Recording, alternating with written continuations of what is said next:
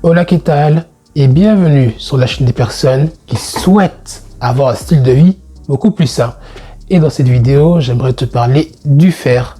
Alors, j'aimerais plus précisément te parler des aliments qui contiennent le plus de fer.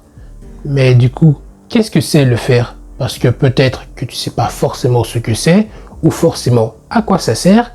Et ben le fer, pour ton information, c'est un minéral qui est assez important parce qu'en fait, il constitue en grande partie nos globules rouges et c'est lui qui contribue à transporter l'oxygène dans notre corps. Alors, en termes de quantité, il est recommandé de consommer à peu près 8 mg de fer par jour et ça peut monter jusque 18 mg de fer. Mais base-toi sur une moyenne de 8 mg de fer si tu es une personne normale, qui n'est pas enceinte, qui n'est pas enfant, etc. Mais sur ce, sans plus de blabla, sans plus de transition, je te dis let's go pour la vidéo. Pour commencer, on a le quinoa. Le quinoa, c'est une espèce de céréale qui contient à peu près 2,6 mg de fer pour 100 g, ce qui représente à peu près 16% de notre apport quotidien en fer du coup.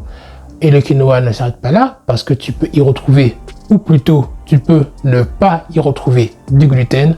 Alors c'est pas très français, mais ouais, le quinoa ça contient pas de gluten. Donc si tu souffres de la maladie cœliaque ou alors que tu es juste intolérant au gluten, et ben ça peut être un aliment qui peut être plutôt intéressant pour ta consommation. En deuxième position, on a le poisson. Alors comme ambassadeur pour représenter le poisson, je vais prendre le thon. Et ouais, ça change du saumon. Alors le thon, dans 100 g, tu peux retrouver à peu près 1,6 g, ou plutôt milligrammes, parce que 1,6 g de fer, je pense que là t'es pas bien, mais 1,6 mg de fer dans 100 g, c'est ce que tu peux retrouver dans le thon, ce qui représente quasiment 8 à 9, voire 10% de notre apport quotidien en fer.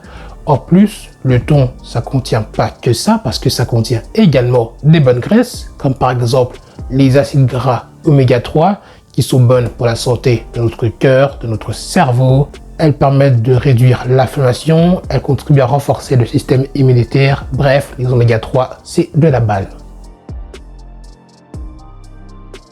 En troisième position, on a les graines de citrouille.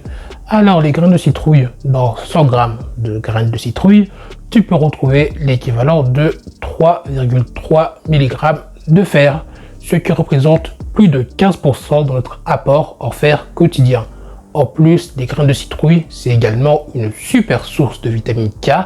Alors si tu ne sais pas forcément ce que c'est la vitamine K, et ben sa particularité, c'est qu'il permet de favoriser la cicatrisation. En quatrième position, on a le chocolat noir. Et oui, malgré le fait qu'il a une connotation assez négative, ben le chocolat noir, ça a pas mal de bienfaits pour la santé. En l'occurrence, ça contient pas mal de fer. En termes de quantité, on va rester réaliste. Donc, on va partir sur une base de 30 g de chocolat noir. Et dans 30 g de chocolat noir, tu peux retrouver l'équivalent de 2,6 mg de fer, ce qui représente plus ou moins 15% de notre apport quotidien en fer.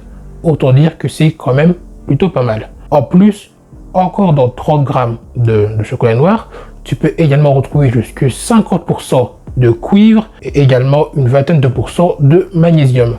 Par contre, la quantité de nutriments que va contenir le chocolat noir est fortement corrélée à la quantité de cacao qu'il contient. Donc, essaie de privilégier des chocolats de grand minimum 65% de cacao et plus on a, mieux c'est. En cinquième position, on a la viande. Et oui, j'étais un peu obligé d'en parler parce que c'est l'un des aliments de prédilection quand tu veux consommer du fer. Désolé pour les végétariens, mais comme vous avez vu, j'ai donné également d'autres aliments qui ne contiennent pas forcément de viande. Enfin bref, alors par exemple, la viande rouge, dans 100 g de viande rouge, tu pourrais retrouver l'équivalent de 2,6 mg de fer, ce qui représente à peu près 15% de notre apport quotidien en fer. En sixième position, on a les épinards. Les épinards, ça contient, dans 100 g d'épinards plutôt, tu peux retrouver l'équivalent de 2,6 mg de fer, encore une fois, ce qui représente plus ou moins 15-16% de notre apport quotidien en fer. Donc quand on te dit mange des épinards, eh ben écoute, parce que c'est super bon pour ta santé. D'autant plus que les épinards, ça contient également de la vitamine C, qui est un antioxydant qui permet de renforcer le système immunitaire en l'occurrence. Pour s'y prendre, en fait, il va augmenter la production de cellules immunitaires, comme par exemple les globules blancs, ce qui va nous permettre de mieux lutter contre les infections. Donc, les épinards, c'est de la balle. Raison pour laquelle Popeye en consomme énormément. En 7e position, je t'ai gardé le meilleur pour la fin, on a les haricots rouges. Alors, les haricots rouges, dans 100 g d'haricots rouges en l'occurrence, tu peux retrouver l'équivalent de 8 mg de fer, ce qui est vraiment pas mal, franchement, quand on compare ça à tous les autres. Pour le moment, les haricots rouges, c'est celui qui a le meilleur ratio poids-fer, du coup. Et en plus, les haricots rouges, leur bienfait ne s'arrête pas là, parce que c'est également une super source de protéines végétales. En fait, dans 100 g d'haricots rouges, tu peux retrouver l'équivalent de 24 g de protéines. Autant dire que c'est pas mal. Et pour rappel, les protéines, c'est important pour la construction et la cicatrisation de nos cellules. En plus, les haricots rouges, c'est également une bonne source de fibres alimentaires, de vitamines, de minéraux, et j'en passe. J'espère que cette vidéo t'aura plu, que t'en auras appris un peu plus sur les aliments qui contiennent le plus de fer.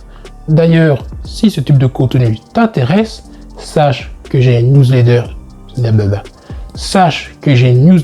quotidienne où j'aborde ce type de sujet beaucoup plus souvent, à peu près une fois par jour.